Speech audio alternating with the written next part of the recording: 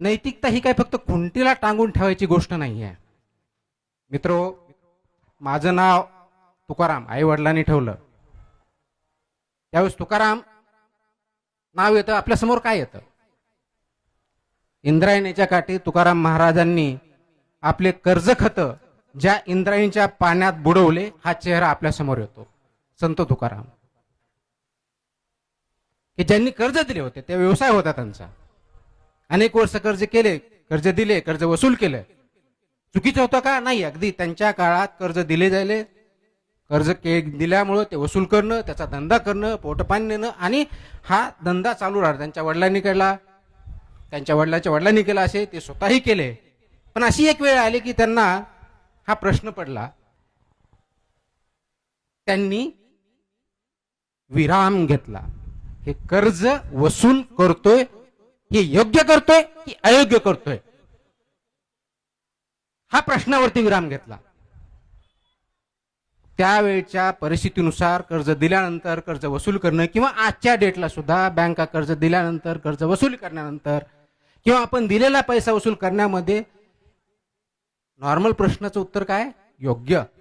चुकीचं काही नाही. स्टँडर्ड प्रोटोकॉल आपण जे म्हणतो, SOP स्टँडर्ड ऑपरेटिंग प्रोसिजर तीच आहे. त्याच्यात चुकीचं काय? एक्झॅक्टली याच प्रश्नावरती, याच विचारावरती त्यांनी काय केलं? तर स्वतःला पॉज दिला, विराम घेतला, आणि उत्तर त्यांना आलं, आपण जे करतोय कदाचित लिगली बरोबर असेल, नैतिक दृष्ट्या ते अयोग्य आहे. कारण त्यांनी काय बघितलं, तर कागदावरच्या कर्ज खतापेक्षा त्याच्या पाठीमागची जी माणसं आहेत, मनुष्य आहेत, त्यांचं जीवन जास्त महत्वाचं आहे. आणि म्हणून त्यांनी उचलले ते कर्ज खत आणि इंद्रायणीमध्ये बुडवून टाकले, जेणेकरून त्यांना कधीही त्रास होणार नाही, त्यांना जे योग्य जीवन जगता येईल त्यासाठी मी मदत करू शकू. याला म्हणतात विचारांना पॉज देणं, याला म्हणतात थांबणं, विचार करणं आणि नैतिकतेच्या दृष्टिकोनातून निर्णय घेणं. तो फक्त स्टँडर्ड आहे म्हणून नाहीये, तर राईट म्हणून, योग्य की अयोग्य, फक्त लिगल नव्हे, या दृष्टिकोनातून त्यांनी हा निर्णय घेतला. आणि म्हणून आज आपण त्यांना त्यांचं म्हणणं काय होतं? त्यांचं म्हणणं हेच होतं, जे का रंजले गांजले त्याची मनुष्य, त्याची देवतेची जाणावा. हे ज्यावेळेस त्यांनी म्हटलं, म्हणजे आणि नुसतं फक्त म्हटलं नाही. आज आपण घराघरात काही आरती करत असू, काही पोथीपुराण करत असू, मंत्र म्हणत असू, आणखी जे काय करत असू, आचरणात आणतो का? हा महत्वाचा आहे. त्यांनी फक्त ते बोलले नाही, त्यांनी ते केलं, म्हणून ते संत झाले, म्हणून त्यांचे विचार कुठपर्यंत आले. परंतु त्यांची फक्त आपण जयंती साजरी करायची, पुण्यतिथी साजरी करायची, त्याचे अभंग म्हणायचे, फक्त म्हणायचे, करायचं काही नाही, चालायचं काही नाही, याला नैतिकता म्हणत नाहीत. याला नैतिकता म्हणत नाहीत. ह्या आपल्या विचाराशी प्रातारणा झालेली असते. आणि म्हणून त्याच्यावरती न राहता त्यांनी हा विचार मांडला, आणि सर्वांना जे का रंजले गांजले त्याशी मनीषी जापुले तोची देव जाणावा, त्याच्यामध्ये देव बघितला, त्या दृष्टिकोनातून ते वागले, फक्त बोलले नाही.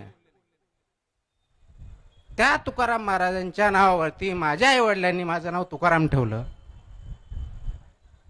मला दररोज हा प्रश्न पडतो, आज ह्या नावाला मी न्याय देत आहे का? अनेक वर्षे, एव्हरी डे, फक्त शासकीय सेवेत आल्यापासून नव्हे, त्यापासून तर जास्त झालं, कारण जबाबदारी, भूमिका बदलली. ती फक्त वैयक्तिक न राहता ती एक सार्वजनिक झाली. आणि म्हणून मला हे प्रश्न पडत गेले, वाढत गेले. त्याच्यावरती मी विराम देत गेलो. विराम देऊन मला जे करणं शक्य आहे ते करत राहिलो, करत आहे. परंतु मला हा नेहमी प्रश्न पडतो की मी या तुकाराम या नावाला न्याय देत आहे का, न्याय देऊ शकतो का?